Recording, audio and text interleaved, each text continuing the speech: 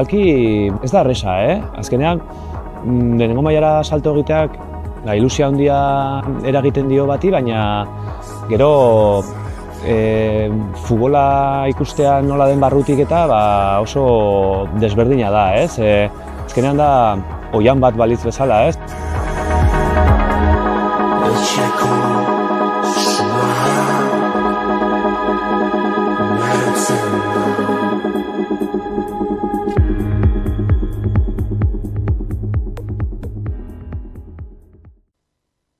Bizkaiko Foru Aldundia, Bizkaia denontzat. Errepidei begira, 8 autobidean Basauri Malbazingo tunela itxiko da Kantabriaranzko noranzkoan gaur gauetik irailaren 13 arte. Eta Bizkaia 626 errepidean Alonsotegi eta Güeñes artean Bizkaia 36-51 errepiderako desbideratzeak egingo dira gaurtik astelena ostiral gauera arte. Gainera, Bizkaia 627 errepidean, Abantzadako tunelean 4 erreiak itxiko dira 2 Getxoranzko noranzkoan eta 2 Bilborako noranzkoan, irailaren 13 arte ere. Neurri guzti hauek, gaueko 10-etatik goizeko 6-etara bitartean egingo dira. Informazio gehiagorako sartu bizkaia.eus atarian. Bizkaiko Foru Aldundia, Bizkaia denontzat.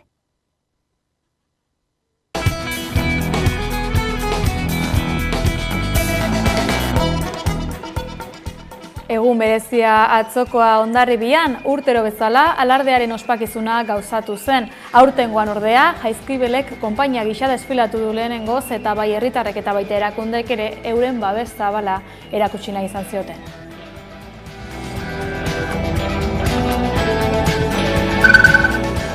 EAJ-ko presidente Andoni Ortuzarrek aste gutxi barru abiaraziko ditu alderdien arteko lehen harremanak etorkizuneko autogobernuari buruz hitz egiten hasteko. Bilera sorta bat izango da Eusko Legebiltzarrean ordezkaritza duten alderdiekin. Zailtasunak ez ditu ezkutatu Ortuzarrek Radio Euskadin egindako elkarrizketa batean, baina uste du badagoela prozesua egiteko baldintzak. Aurretik ordea, albisteak espero ditu Gernikako estatutua ondo ixteko. Estatutuak jasotzen dituen eskumen guztiak nahi ditu Euskadi Burubatzarreko buruak baita zaiak ere.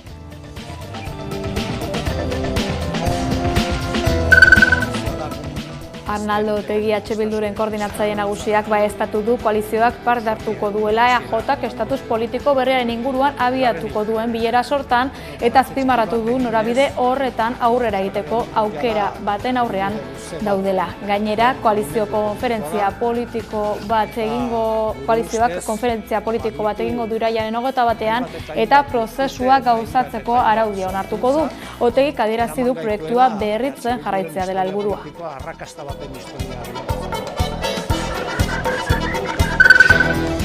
Gaur hasi dute ikasturtea Euskal Herriko Unibertsitatean, 55.000 ikasle izango dira urten EHU Donostia, Bizkaia eta Arabako kampusetan zehar. Kurtsoari hasiera emateko ekitaldia ostegun honetan gauzatu dute Euskal Unibertsitateko arduradunek.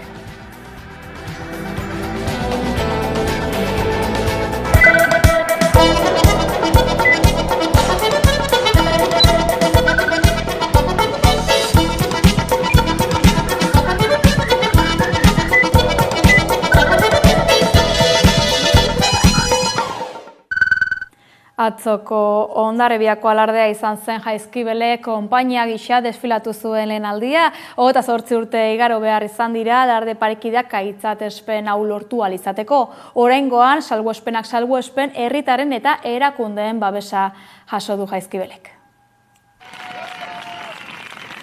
Txilibituak gero eta gertuago entzuten dira. Jaizkibel konpainia da Hondarribiko alardean. Aurten udalaren babesarekin desfilatu du aurrenekoz. Nora Ferreira kapitaina du aurrean, konpainia erraldoia atzean, 1000 kide inguru. Aurten gainera Gernikako arbolan batu eta handik atera dira lehenengo aldiz. Beste konpainia bat bezala egoteko duen eskubidea aitortu zaio. Bertan espero zen konpainia ezberdinetako lagunen arteko elkarguneak ematea, eta argi ikustea elkarrekin herriko jaiak ospatzeko aukera dutela. Hondarribiko gainontzeko konpainiak ordea ez dira agertu, boikota egina izan diote Jaizkibeli.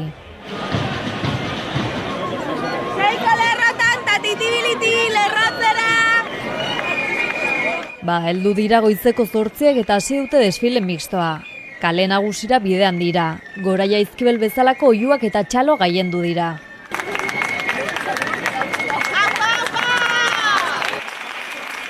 Jaizkibel babestera etorri dira zenbait erakunde, alderdi politiko eta eragile feministetako ordezkari. Arartekoa, Emakunde, Jaurlaritzak, Gipuzkoako Aldundia, Hondarribiko Udala, EH Bildu, Podemos eta Euskal Herriko Bilgune Feminista tartean. Hondarribiko EAJak ere harrera egin dio historian aurrenekoz. Inoiz baino babes handiagoa izan du desfile parekideak. Halere oraindik bada jai baztertzaileen alde egiten duenik eta alarde parekideari bizkarra ematen dionik. Oraindik lana dago egiteko Hondarribian, alarde parekide publiko eta bakarreruntz. Edonola ere duela 3 hamarkada gutxi batzuk hasi zuten Jaizkibel konpainia loratzen joan da orain erraldoia izateraino.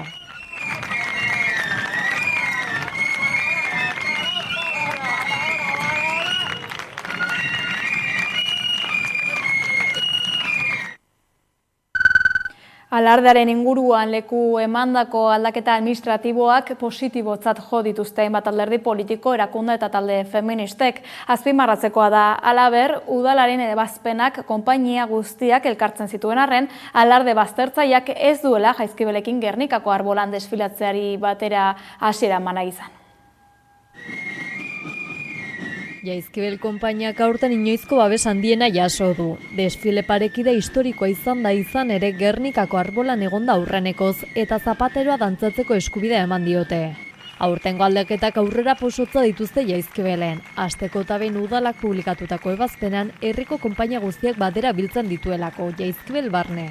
Udalari legitimatzen diogula gu bere ebazpena bere dugulako eta erartu dugulako.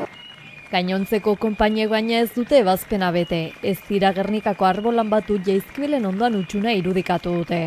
Ondorioz euren desfila 20 minutu beranduago hasi dute. Jaizkibelek ez zeukan problemarik besteekin Gernikako arbolan egoteko. Jaizkibel ados dago denak batera desfilatzea eta ospatzeko galardea. Ikusten dugu aurrera pausoen aurrean batzuk atzera egiten dutela eta ez dutela aurrera pausorik egin nahi. Duela 30 urte ekin zioten alarde publiko bakar eta parekidagatik borrokatzeari. 26 kide ziren Jaizkibelen hasieran, tartean Arantxa Urreta Bizkaia. Gure arrazoia dator giza eskubideen defensatik, gizon emakumeen arteko berdintasunaren defensagatik. Horrek ematen digu arrazoia ez, hasierako urte haietan pasagenduna. Aurtengo aldaketa txikien aurrean pozarren agertu dira zenbait erakunde, alderdi politiko eta eragile feministetako ordezkari. Alkatearen dekretuak aplikatzen dutelako Euskal Legea, eta Euskal Lege horrek zer esaten du, ezin direla oztopoak ipini mundu guztia emakumeak parte hartzeko oroz jai honetan. Inolako bazterkiarik gabe. Lehen urtea, keinuen urte izan baldin bazen, aurtengoa administratiboa izan da, Jaizkibel udalaren aldetik legitimatutako konpainia. Uste dugu urrats txiki horiek guztiak direla kontuan hartzekoak. Edozein kasuta ezin dugula relajatu, oraindik ere badaudela urratsak emateko alarde publiko bakar eta parekide bat egiteko. Gaurkoan Hondarribin gaudela, baina Euskal Herri osoko festara trasladatu daitekeela hau eta badela garaia, gure herriko festa guztietan emakumeok eta bestelako gorputze disidenteok espazio publikoa hartzeko eta festan parte hartzeko dugun eskubide hori aldarrikatzeko, ez? Gaurtik aurrera konponbiderako bidean jarraituko dute. Alardea pribatizatu zen bere egunean emakumeok ez parte hartzeko, dagokigula erabakitzea nolakoa nahi dugun izatea 21. mendeko alarde hori, herriarena berriz ere eta horrek esan nahi du herritar guztio gizon emakumeok bertan parte hartuko dugula. Badago jende nahikoa alarde parekide publiko bat egiteko eta gu animatzen dugu udal gobernua behingoz antola dezan berriz ere tradizioak agintzen duen moduan alarde publiko bat.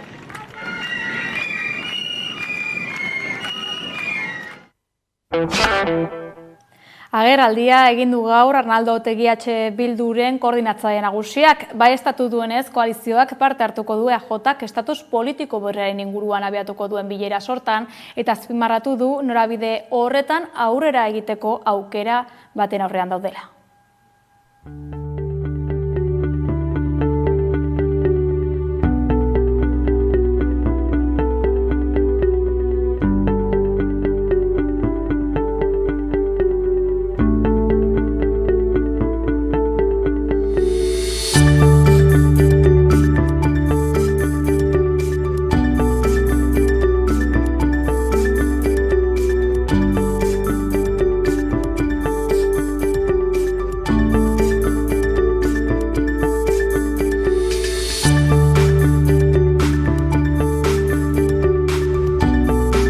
erkidegoen arteko harremana sustatuz, Euskal Herritarrei zabaldua izango dena, ez dugu gure buruari hitz egin nahi, baizik eta herri honi hitz egin nahi diegu, eta badaukagu lasaitasun bat lehen aipatutako bi faktorengatik, batetik gure formula, arrakasta formula bat delako eta horretan sakonduko dugulako, eta bigarrenik, gero eta herritar gehiago Euskal Herri luze zabalean bere babesa ematen diotelako proiektu honi.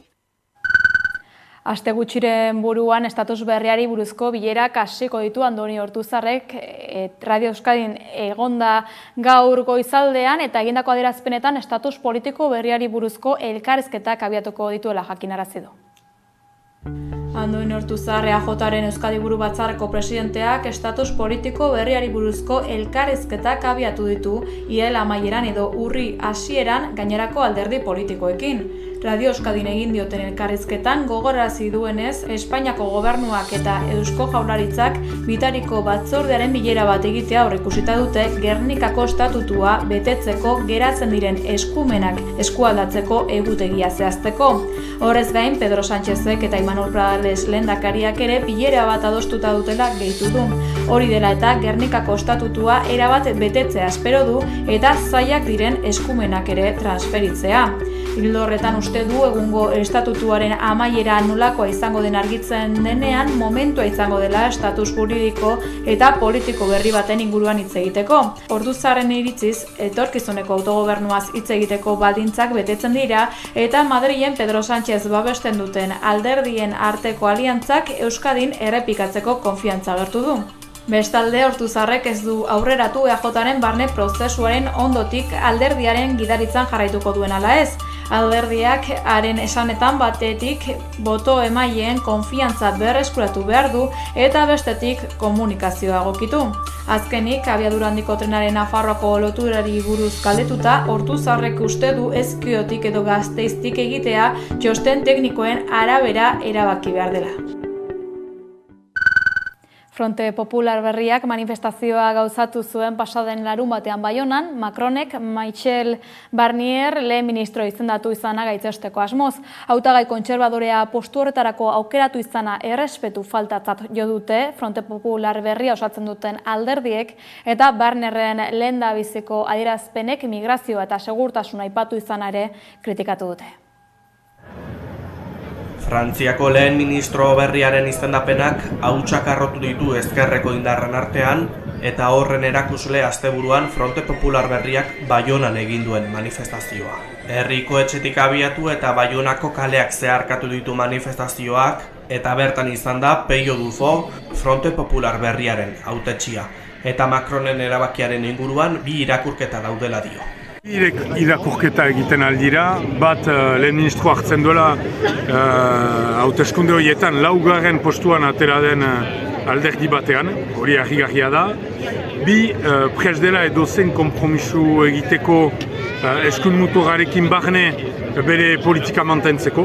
Zenta erran daiteke egiazko alternatiba bakarra gaur egun ekonomikoki eta sozialki eta inguramenari begira ezkerrak eramaiten zuela.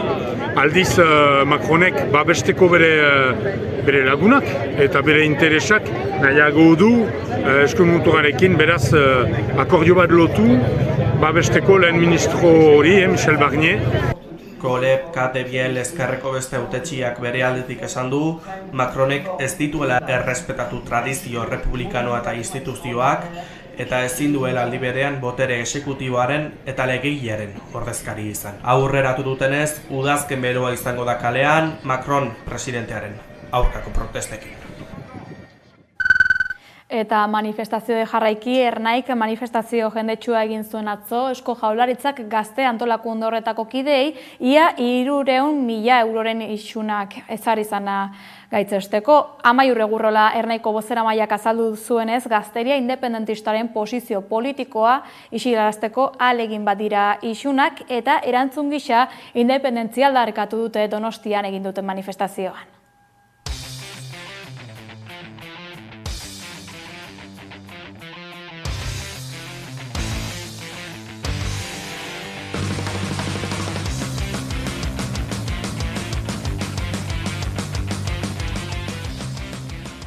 Ameslaria gara bai, eta gure amets horiek borrokaz errealitate bilakatu daitezkeela argi dugu.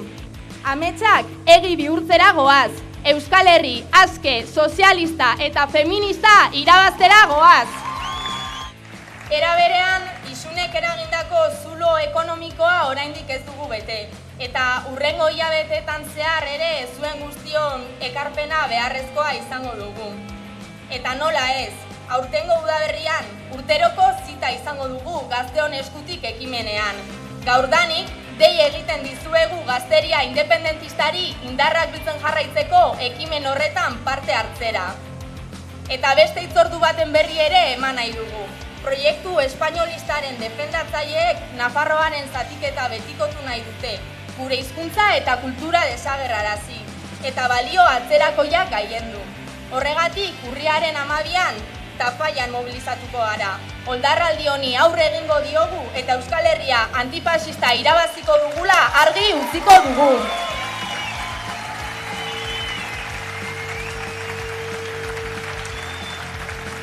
Gora Euskal Herria askatuta! Gora Euskal Gazteria! Gora Ernai! Igande honetan ospatu dute Iruñean Batasunaren pribilegioaren 601 urte urrena. Nafarroako hiriburuan izandako festak 1423ko irailaren 8an Carlos Hirugarrena nobleak Nabarreria, San Fermin eta San Nikolas burgoak elkartuko zituen ituna sinatu izan oroitarazten du. Iruñak Batasunaren pribilegioaren 601 urte urrena ospatu du asteburu honetan. Iruñeko udaletxe plaza mendeetan zehar harresiz inguratuta egonda, non Erdiaroko Iruña osatzen zuten hiruburgoek bat egiten zuten, Nabarreria, San Fermin eta San Nikolas. Horrela mantendu zen 1423ko irailaren 8 arte, Carlos Hirugarrena nobleak, Nafarroko erregeak, hiruburgoak entitate bakar batean elkartzen ziren ituna sinatu zuen arte. Mende askotako gatazken ondoren, eta agindu zuen toki horretan eraiki behar zela hiri berriko udaletxea, Iruñeko udala. Asteburua jendez beteta egonda hiria. 3 egunetan zehar, musika, desfileak, janari eta ropa postuak, kontzertuak eta bar egon dira Erdiaroan girotuta. Egun handia igandean izan da, non ehunka herritar bildu diren Aldezarreko Lubak izarrean eta kaletan Batasunaren pribilegioaren 601 urte urrena ospatzeko. Udaletxe plaza jendez bete da. Buru handiek eta erraldoiek kaleak hartu dituzte eta Pamplonesak arratsaldea girotu du. Udalbatzak ohiko desfilea egin du Iruñeko kaleetan zehar. Desfilea katedralera iritsi eta kanpaiek erantzun dute.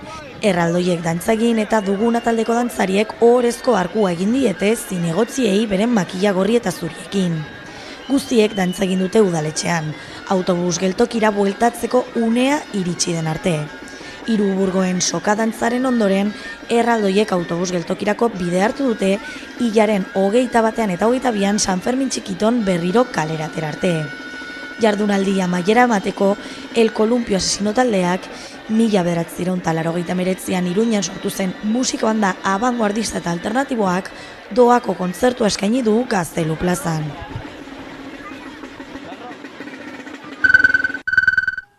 Iruñeko udalak, Iruñeko zapia saria, 9. eman dio gaur goizean Maribi Esparza Muguetari emakume horrek San Ferminen irudia zaindu eta jaietan entzierroen aurretik goizero San Domingoko aldapako horma hobian jartzen baitu.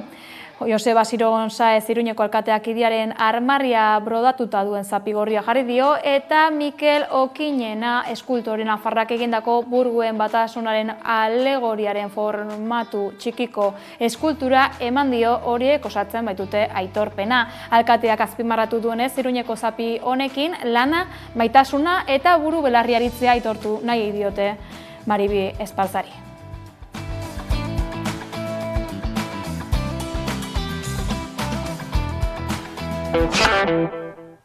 Abian da ikasturtea Euskal Herriko unibertsitateetan gaurkoak klasetako lehen eguna izanik urduritasuna, baitaren agikeria apur bat ere tira nagusi ikasleen artean. Samameseko kampusean izan da gazteekin hizketan Xabialo.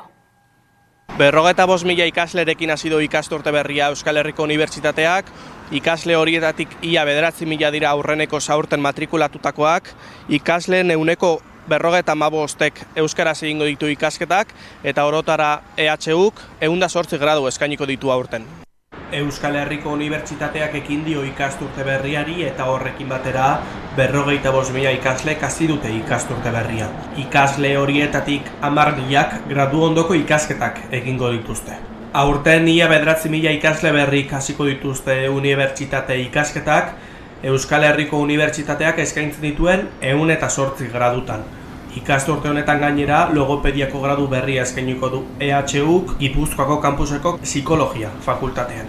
Ikasleen erdia baino gehiago emakumezkoak izango dira, ia 60% eta ikasleen 45%ek euskaraz egingo ditu ikasketak. Ikasle gehienak Bizkaiko kampusean matrikulatu dira. Eskolak gaur hasi badira ere, ikasturteari hasiera emateko ekitaldi nagusia hilaren 12an egingo da Bizkaiko kampuseko areto nagusian eta bertan izango dira Imanol Pradales Eusko Jaurlaritzaren lehendakaria eta Eva Ferreira EHUko errektorea. Lehen urtez matrikulatu gara orain unibertsitate honetan eta ikasten saiatzen ari gara ingenieritza teknologia industrialean. Ingenieria industrial, biologia, ingenieritza mekanikoa. Medikuntza. Ingenieritza industriala. Gogo askorekin hasi dugu kurtsoa, eta uste dugu indar asko beharko dugula, baina ia golpea gaztera datorren eta pilak imintzen ditugun. Ondo jatea eta aurrera ateratzea guztia.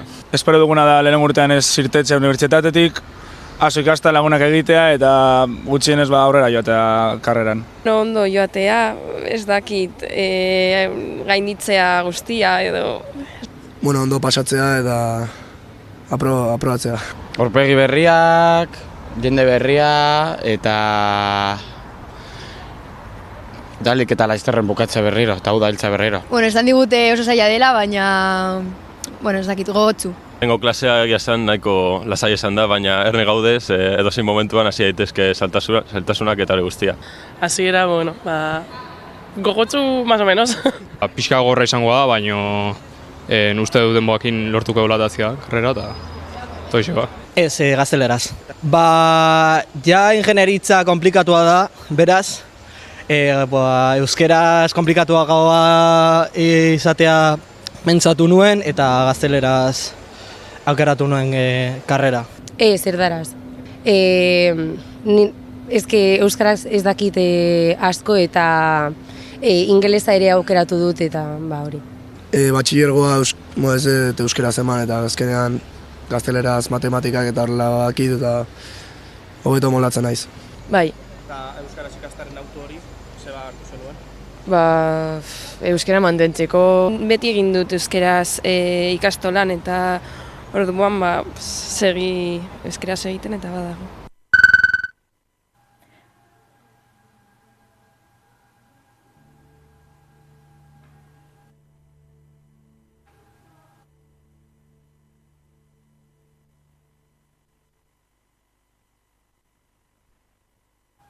Unibertsitatez besteko Euskal Autonomia Erkidegoko ikasleek pasaden ostiralean izan zuten aldiz buelta, kurtso berriari hasiera emateko Zarauzko Orokieta herri eskolan izan zen Imanol Pradales lehendakaria. Sare publikoa matrikulazio oneko 94 ereduan gauzatu da. Bisareak kontuan izan ez gero, aurretan erabene uneko 70 ariko dira euskarazko ereduan ikasten ikasturte honetan.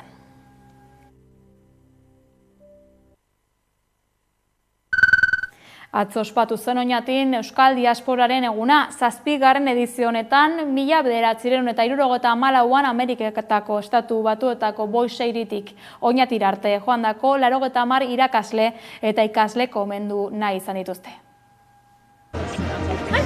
¡Baratos amerikanoak! ¡Amerikanoak!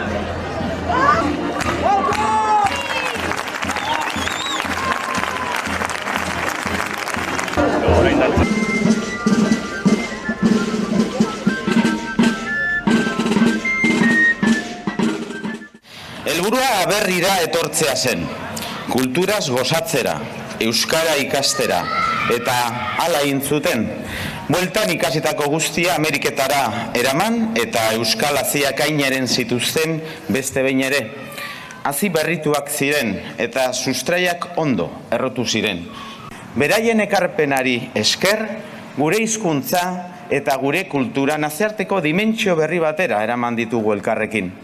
Eta orain, aldaketa garaia honetan, elkarrekin eta irudikatu behar dugu gure arteko harreman berria, diaspora berriarekin harreman berri bat, alegia.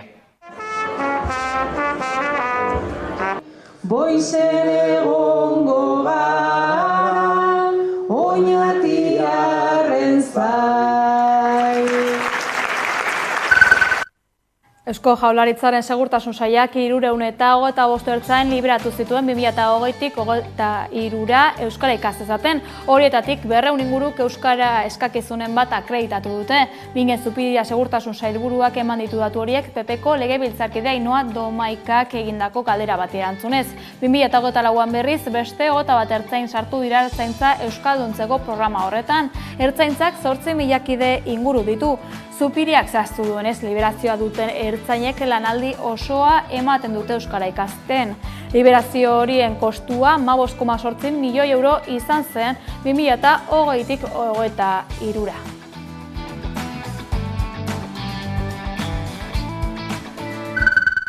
Pasaden asteburuan 2 gizon espetxeratu dituzte Euskal Autonomia Erkidegoan indarkeria matxista dela eta bata Donostian parkin baten emakume bati sexu eraso egitea egotzita eta bestea Gasteizen bere bikotekidea erailtzen saiatu izanagatik.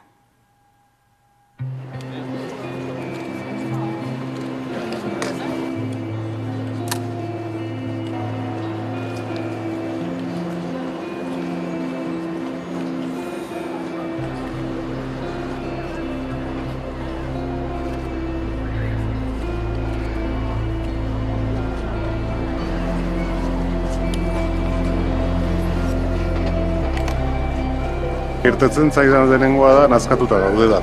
Nik uste hori partekatzen dugun sentimentu bat da. Batza osoa konpartitzen duen sentimentu bat da.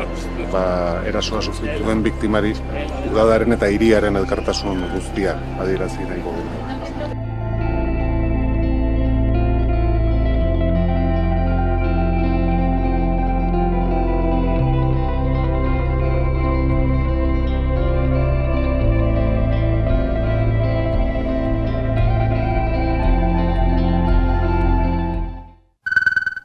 Festetan eginiko sexu erasoek aurkako salaketak Euskal Autonomia Erkidegoan bikoiztu egin direla ohartarazi zuen emakundek pasaden ostiralean.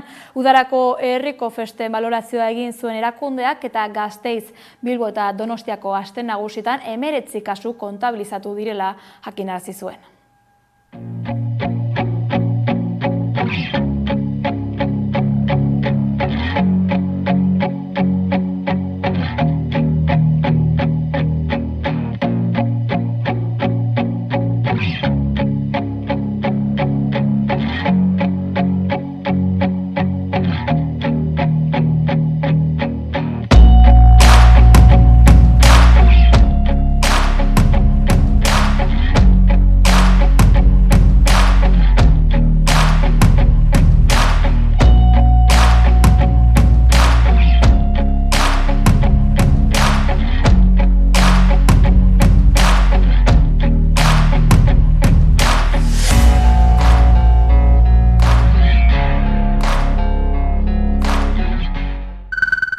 Kontxako banderaren azken jardunaldiarekin batera, errausketaren aurkako mugimenduak errausketaren aurkako gizakatea egin zuten. Donostian Kontxako hondartza punta batetik bestera zeharkatuz. Donostiako udalaren hondakinen kudeaketa salatu dute. Donostia bizirik errausketaren aurkako mugimenduak eta Bergarako Larramendiko Arnasa plataformak deitutak gizakate bat egin dute asteburuan Donostiako Kontxan. Alderdi ederritik abiatuta estropaden bigarren eta azken jardunaldi erabakigarria ospatzen ari ziren artean. Erraustegia gelditu gure lurra ura airea kutsatzen ditu aldarripean osatu dute katea. Zubietako erraustegiaren kontra egin dute, eta hondakinen kudeaketan bereziki Donostiako udala egiten ari den kudeaketa salatu. Gainera gaitzetsi dute Zubietan eraikitako erraustegiak hasieratik eduki dituela 11 matxura, oker, istripu, isurketa eta kutsatze. Ildo horretan 4 haizetara salatu nahi izan dute Zubietako arkaitzerreka errez zutela, geroztikan ez dela ez arrain eta ez beste bizidunik. Duela gutxi Nafarrako gobernuak Artasako hondakin planta bat itxi behar izan zuen, eta gaineratu dute orduan jakin zutela Gipuzkoako agintariek modu ilegalean 5.500 tona hondakin kutsatu bidali zutelara.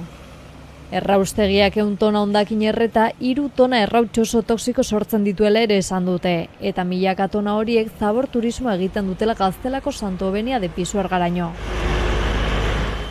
Hori ez gain erraustegia sortutako zepa edo eskoriak eta zehobiak kutsadura larritza jo dituzte, eta erraustegia izteko eskatu dute eta hondakinen kudeaketa eraginkor bat exijitu.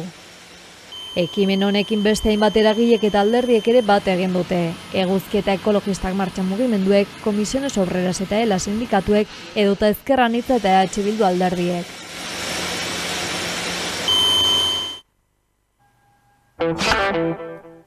Etxebizitza alorrean, Iruñean, Alde Zaharrean, pisu turistikoen lizentziak bertan bera uzte erabaki du udalak. EH Bildu, PSN, Geroa Bai eta Kontigozurekin alderdiek gauzatu dute akordioa. Iruñeko udaleko EH Bildu, PSN, Geroa Bai eta Kontigozurekin taldeek ekimen arau emaile bat abian jartzea adostu dute, gaurtik aurrera Alde Zaharrean apartamentu turistikoen lizentzia gehiago ez emateko. Prebentziozko hirigintza aldaketa gisa definitutako akordio honek auzoaren bizi eredua babestu nahi du. Haren merkataritza defendatu eta turismo eredu jasangarri bat bultzatu. 2030 hiri agendan azaldutakoaren ildotik. Turismo jasangarrien aldeko apostu bat egiten dugu eta gaur egun Alde Zaharrean bertan apartamento turistikoen konzentrazio handiegia zegoelako eta hori nolabait zabaldu nahi dugu hiri osoari begira eta beste aldetikan guk apostu egiten dugu Alde Zaharra zaintzeko eta horre suposatzen du gaur egun dagoen etxebizitza alokairuaren prezioak kontrolatu. Udalak aurrea hartu behar dio pisu turistikoen ugaritzeak dakarren arazoari, zeinen ondorio nagusitako bat auzotarren kanporatzea den. Gaur egun Alde Zaharrean 186 ostatu daude. Hau da, eremu horretako etxebizitza guztien 2,8 eta hiriko pisu turistiko guztien 85 baino gehiago. 5 urtetan 80 ireki dira eta 21 eskaera berri daude. Zenbait lege aldaketa egingo dituzte lege egitasmoaren bidez, ezarritako helburuak betetzeko. Gaur onartu dute lege egitasmoa tokiko gobernuko batzarrean. Hirigintza aldaketa horrek ez du bestelako turismo ostaturik ukitzen. Eta beraz, hotelek, ostatuek eta aterpetxek egungo arau esparruarekin jarraituko dute. Euriborrari dagokionez, Euriborraren eguneko eta sauneko 3tik jaitsi da 2022ko abenduaren aurrenekoz.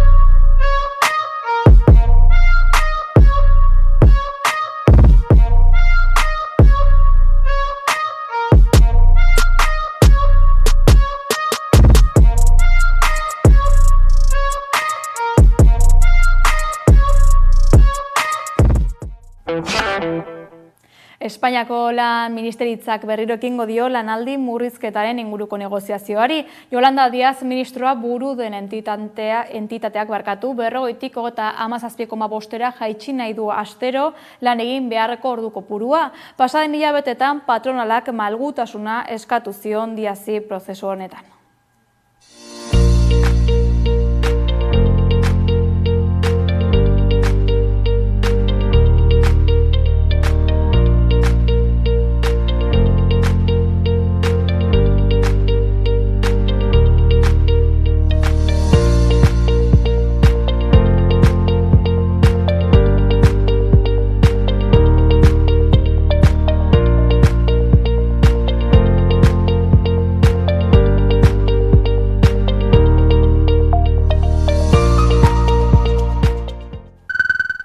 Venezuelako oposizioko buru Edmundo González Urrutia Madrilen dago Caracastik aldegin ondoren. Gonzálezek adierazi du jazarpen politiko eta judiziala pairatu duela eta horrek bultzatu duela Venezuelatik aldegin eta Espainian babesa eskatzera. Espainiako gobernuak jadanik iragarri du aintzat hartuko duela Gonzálezen eskaera eta asiloa emango diola.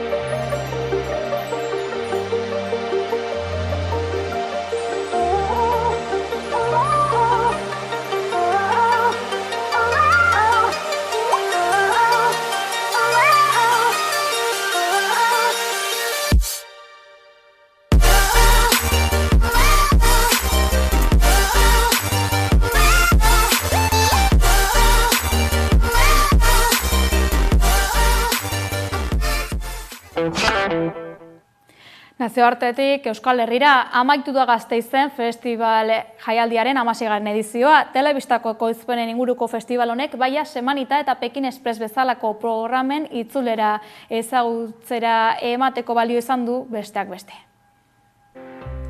Iritsi da Gasteizko festival jaialdiaren 16. edizioaren amaiera.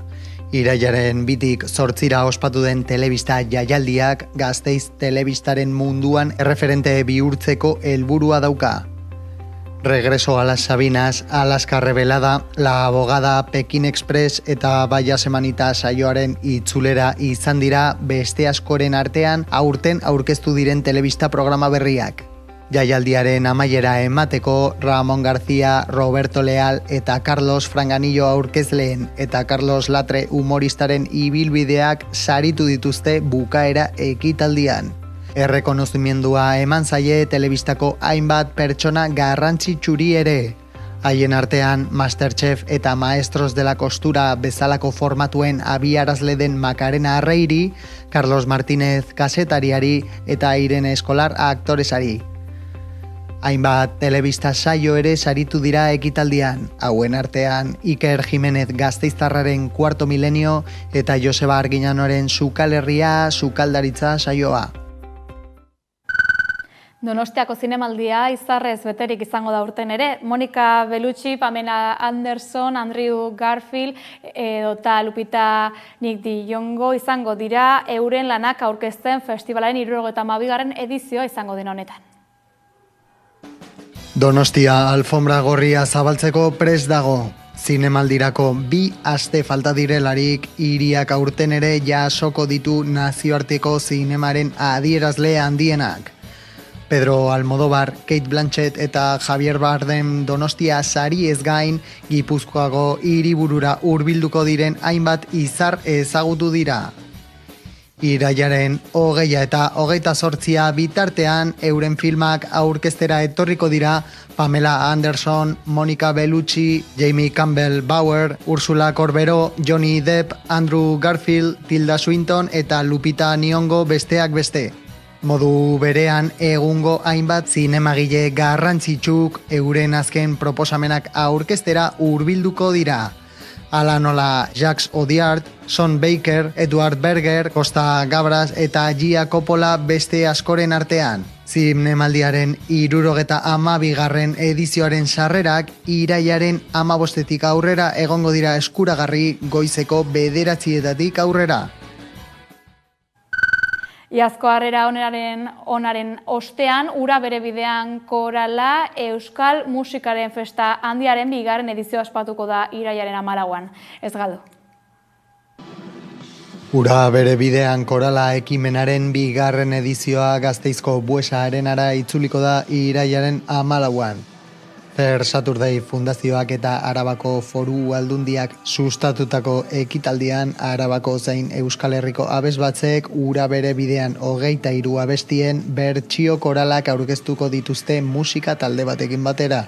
Helduentzako 16 abesbatza eta aurrentzako 6 izango dira ura bere bidean korala proiektuaren parte hartzaileak.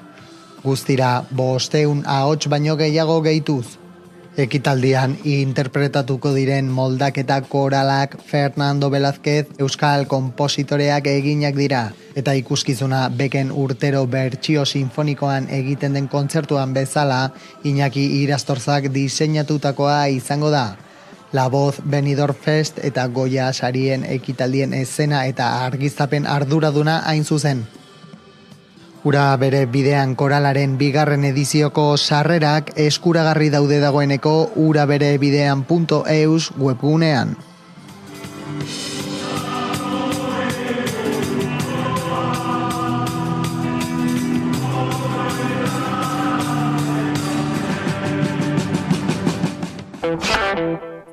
Kirolean nabarmentzeko dugu 3. aldiz irabazi duela Kontxako bandera Arraun Lagunakek. Bestalde, ze berri dugu kirolean, Jon Hernández? Kaixo, zer moduz, kirolari dagokionez Arraunarekin hasi behar dugu. Arraun Lagunakek eta Urdaibaik duela urtebete lortutako garaipena errepikatu dute 2024ko Kontxako banderan. Donostiako klubak bere historian 3. irabazi du denboraldiko banderarik garrantzitsuena eta Bermeokoak 8. Biek ala biek irabazi egin zuten 2023an eta aurten errepikatu egin dute. Lehenengo jardunaldia jokatu horretik hainbatek uste zuten Lugainene eta Bou Bizkaia favorito nagusiak zirela garaipena lortzeko. Aurreko igandean izandako emaitzak ikusita askok uste zuten biak zirela hautagai nagusiak, ia bakarrak Kontxako bandera irabazteko, eta 2. jardunaldian iragarpenak bete dituzte aurreko igandean erakutsitako nagusitasuna berretsita. Horren bestez, Arraun Lagunakek 3 Kontxako bandera ditu jada, 2022, 2023 eta 2024. Eta Urdaibaik berriz 8, 2010, 2011, 2014, 2015, 2016, 2022, 2023 eta aurten 2024. Aurtengo edizioan, 2 ontziek errepikatu egin dute 2023an erdietsitako garaipena. Urdaibaik, azken 3 ekitaldietan jarraian bereganatu du bandera Gipuzkoako hiriburuan. Emakumezko futbolan berriz Atletikek, Errealak eta Eibarrek Liga F hasiera eman diote asteburu honetan. Atletikek 3 puntu lortu zituzten Levanteren zelaian, huts eta 1 irabazi eta gero. Lehen minutuetan Irene Ogizak sartutako golari esker. Iskanbila 2. zatian gertatu zen, epaia Levanteri gol 1 balio gabe utzi eta gero. Atletiken atezainak Adrian Ananclares oso partidu dotore egin zuen. Eibarrek ere 2 eta utzi irabazi zuen Betizi Ipuruan, eta denboraldiko lehen 3 puntuak bereganatu zituen. Ane Camposek eta Esperanza Pizarrok sartu zituzten armaginen golak. Eta Errealak ezin izan zuen puntu bat ere bereganatu, Sevillaren aurka 3 eta 2 galdu ondoren. Padillak aurretik jarri zuen Sevillak 28. minutuan, eta Nerea Izagirrek banakoa egin zuen 76an. Gero, Kantek 2 gol egin zituen, 79an eta 73. minutuetan, eta 3 eta 1 markagailuan jarri zuen. Partidako azken minutuan Labagosek 3 eta 2 egin zuen, eta Realarekin jokatutako lehen partidan horrela bukatu zen. Beste alde batetik, txirrindularitzan Primoz Roglic, txirrindulari esloveniarrak, irabazi zuen Espainiako bueltaren 79. edizioa, eta Stefan Kuhn nagusitu zen azkeneko etapa Madrilen. Txirrindulari suitzarrak saio bikaina egin zuen erlojuaren aurka eta 26 minutu eta 28 segundu bera izan zituen 24,6 kilometroko ibilbidea egiteko. Roglic izan zen 2. eta Mattia Cattaneo 3. Ondorioz, eta espero zen bezala, ez da inolako ustekabarik izan, eta Roglicek 4. aldiz irabazi zuen Espainiako buelta. Harekin batera, izan ziren podioan, Ben O'Connor dekatlonekoa eta Enric Mas Movistarrekoa, 2. eta 3. aurren ezurren. Mikel Landa berriz, 8. tokian bukatu zen. Bestalde, edizionetan Wout van Aert eta Caden Groves nabarmendu ziren, iruna etapa irabazita. Alabaina, txirrindulari belgikarra erretiratu egin zen, erorikoa izan ostean eta ondorio txirrindulari australiarrentzat izan zen erregultasunaren maiot berdea. Mendiko sailkapena Jay Vine irabazi zuen eta gazterionena Matias Eskilmos izan zen, Florian Lipovic eta Carlos Rodríguezen aurretik.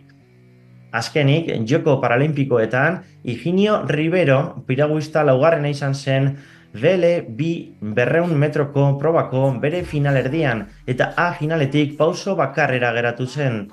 Higiniok ez zuen finalerako txartela lortu jokatutako sailkatze proban. Izan ere, serie bakoitzeko piraguistarik azkarrena sartu zen finalean, eta Fernando Rufino de Paulo, cowboy brasildarrak, bere seriean ezarritako erritmoa biziege izan zen berarentzat, gehiagizkoa.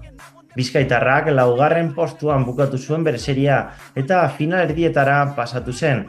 Final handira heltzeko beste pauso bat ematera behartuta.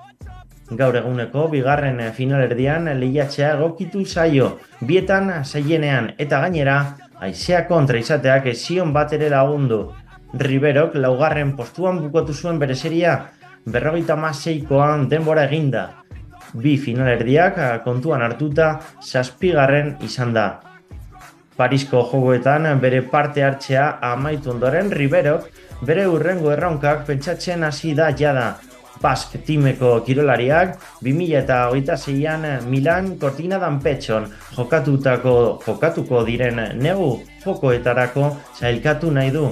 Aurreko denboraldian Higinio iraupen eskian eta biatloian lehiatzen hasi zen nazioartean, eta honetan gauza bera egingo du.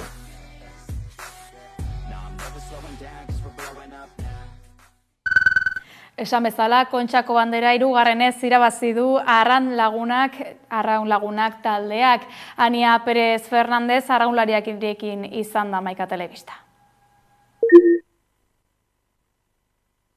Da arraunlari askok jarraitzen duten ametsa eta betetzea eta gainera plaza guztia beteta ikustea benetan kriston ametsa da. Azkenean demagun liga dela eta ulertzeko Kontxa bat Championsa bezala. Orduan, da oso estropada politxa, jende pila bat batzen da, eta oso emozionantia da. Hombre, hau aspaldiko kontu bat da, kulturan baita ere utzi dut nola baiteko mailegu bat da. Eta da, azkenean, euskal kulturaren mailegua eta tradizioana. Patxarana da, tia. Esterik, ez?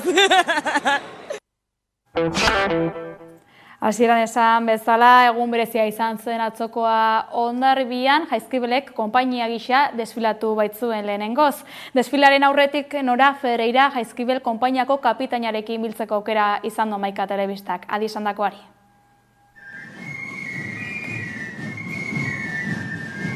Aurten oso pozik gaude, lehenengo aldiz 27 urteetan, udalak eman digu baimena, eta hori guretzat oso garrantzitsua da, ja ez garelako manifestazio bat. Oraindik gure helburua dela denok batera ateratzea ez dugu lortu, baina borrokan jarraituko dugu. Baina, momentuz hori ateratzea konpainia bat bezala aurrera pauso handiek bat da guretzat, eta oso kontuten gaude. Eta gainera, aldaketa txiki batzuk egongo dira urten, goizean hori Gernikako arbolatik aterako gera, Zumardiatik, ere daramagula urte asko atzen hori. Eta, guretzat ere arratsaldean, momentu bat oso polita dela irailak 8an, dela Zapateroaren jaitsiera inoiz ez dugula egin, lehenengo aldia izango da urten, jaitsiko dugula Zapateroa, dantzatzen, musika jotzen, eta oso polita izango da nire ustez. 2022an eskatu zen Jaizkibel barruan ateratzea, lehenengo ideia zen Jaizkibel azken konpainia gisa ateratzea, eta gero poliki bez, besteak mistoak izatea. Baina hori ezen gertatu, orduan gu nahi duguna eta gure helburua da alarde publikoa, bakarra eta parekidea izatea, eta hori bai Jaizkibel ez desagertzea. Hori da guretzat super garrantzitsua, eta da Jaizkibel mantentzea konpainia bat bezala. Aldunditik falta botatzen dugu laguntza pixkat gehiago, zeren, uda baino lehen bota zuen kanpaina bat udalako, bere leloa zela jaiak berdintasunean. eta bueno, gu gaude pixkat harritutak, ez? Hondarribi dago pixkat iskin batean utzita, eta hau ez duela, ez dugula inon ikusi beraien ardura edo beraien laguntza kanpaina honetan, ez?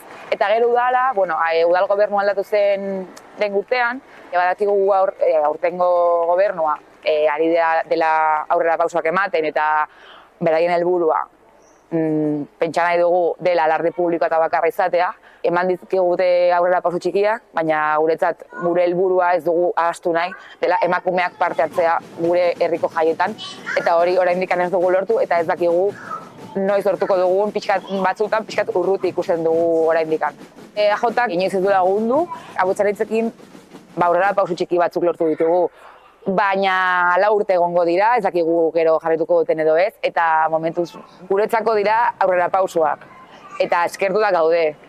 Baina ez da aldaketa, ez da gure helburua, ez da borrokatzen ari garenagatik ez gertatzen, orduan, bueno, ni nahi du pentsatu baietz aldatuko dela, baina pixkat zaila ikusten dut.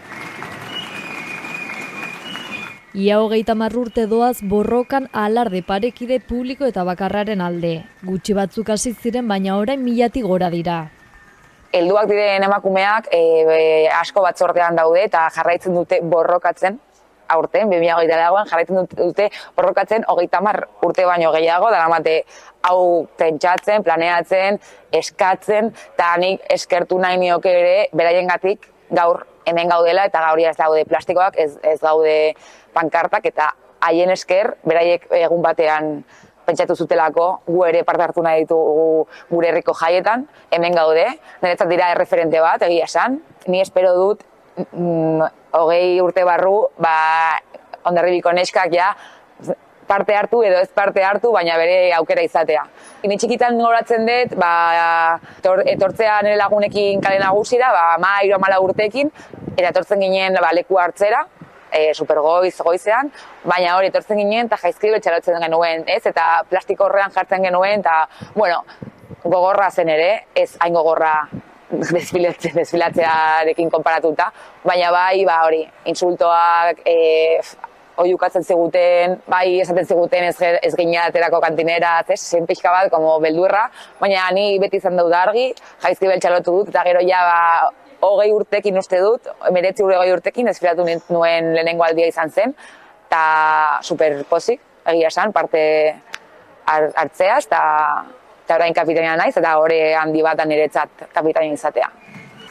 Lehen urtean, egia esan, kale nagusia egon nintzen lehenengo aldia zen, lehenengo lerroan ez, eta sorpresa handi bat eukin nuen, zen jende pilo bat dago txalotzen, jende pilo bat kale guztietan, espaloi guztietan, ez? Baina egia da, hemen adibidez kale nagusian dela puntu bakarra, agian, oraindik ikusten duzu neska pilo bat, buelta emandak, lehioak isten, eta hori oraindik gogorra egiten da, ez? Baina egia esan, jende asko dagoia txalotzen edo berdin zaiola, eta dago espaloietan begiratzen, eta hori ere sumatzen da aldaketa bat, ez? Osea, ez dela, ezin dute jarraitu gorrotokin edo plastikoa jartzen, pankartak, hori ja, debekatu zuten, eta posten naiz, hori ja ilegala izatea, eta, bueno, aurrera pausoak dira, eta lortuko dugu, gure ustez, jaizkibelek aterako da, konpainia bat bezala, emakumeak parte hartuko dugu alardean, ez dakigu noiz, baina lortuko dugu. Osurtu nengoen lehen urtean, nire lehen urtea zelako, eta ez nekien, ez, nola izango zen. Orduan, egin nuen, eta oso ondo pasan nuen, iraiek 8an, egia esan, super ondo pasan nuen, nik ez nuen espero, hain ondo pasatzea. Ni geratzen naiz kale nagusia egoerakin, goizeko egoerakin.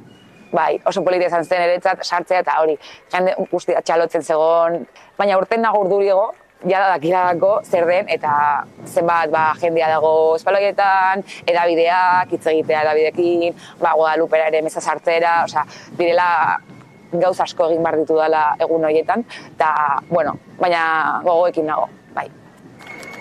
Oraindik ordea badago bizkarra ematen duenik ere, gehienak emakume gazteak. Nukleo gazte gogor horiei, nik esango nioke jaizkibelekin jaio direla, jaizkibel ezagutu dute beti, borroka feminista bat dela, eta gure herrian ari gara da borrokatzen hori lortzeko, baina gero borrokatzeko gero kanpoan edo borrokatzeko maiatzak 8an edo borrokatzeko edozein borroka feminista lehenengo hasi behar direla bere herrian konpontzen, ez? Eta, bueno, konturatzea pixka bat, hau ez dela sosteniblea, eta, bueno, 2024an gaude, eta ezin dugu Euskadin oraindik herri bat egotea, emakumeak ez dutela parte hartu, emakumeak ezageragatik. Ez, pixkat, lotxagarria da, kanpotik ikusita. Bueno, gu daukagu gauza bat super argi dela, gu ez gara besteak bezala. Osea, besteak dira jai baztertzaile bat, eta batzutan herri mailan edo gobernu mailan parekatzen digute, ez?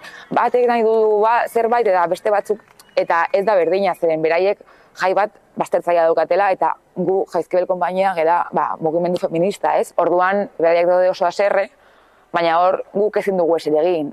Udalak edo instituzioak moztu behar dute hori, eta berdintasun legea ere dago argi. Ez zin da gertatu jai batean, herri batean, emakumeak ez parte hartu bakarrik emakumeak garelako.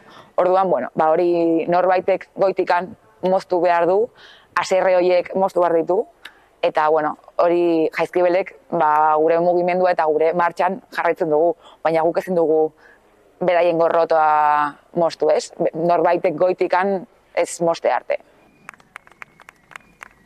Irailaren 8 honetan desfilatuko du Jaizkibel konpainiak historikoa izatea espero da, baina astelehenetik aurrera zehar.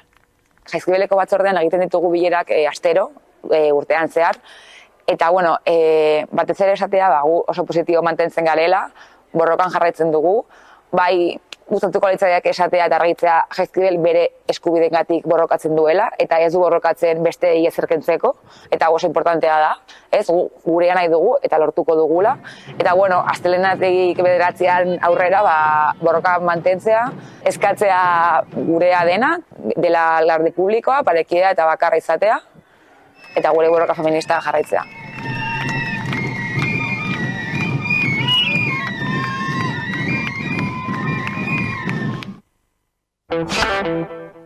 Hauek izan dira gure albisteak denetarik eta euskaraz. Informazio gehiagorako sartu hamaika.eus atarian edo sartu gure sare sozialetan. Astelehena izan dugu denontzat, ongi izan eta bihar arte.